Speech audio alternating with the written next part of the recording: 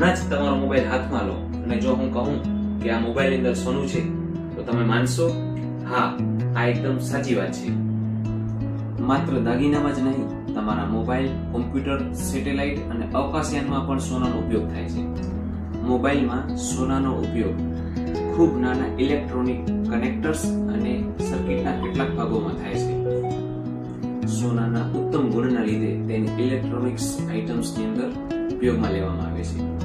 પણ એક વાત યાદ રાખજો, એક મોબાઈલમાં સોનાની માત્રા ખૂબ જ ઓછી હોય છે, એટલે મોબાઈલ તોડીને સોનું કાઢવું ફાયદાકારક નથી.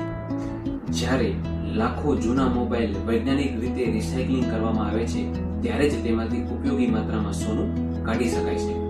વિચાર કરો, જે સોનું આપણે ગળામાં પહેરીએ છીએ એ જ સોનું આજે દુનિયાને ટેકનોલોજીની દ્રષ્ટિએ જોડવામાં મદદ કરી રહ્યું છે. આ હતી આજની સોનાની વાત. ફરીથી મળશું નવા વિડીયોમાં નવા વિષય સાથે. ત્યાં સુધી રજા આપશો. હું ગિરીશ, હરે Krishna gold palace LLP Adipur તરફથી આપ સૌને જય શ્રી કૃષ્ણ કહી અને આજના વિડીયોને અહીં સમાપ્ત કરીએ છીએ.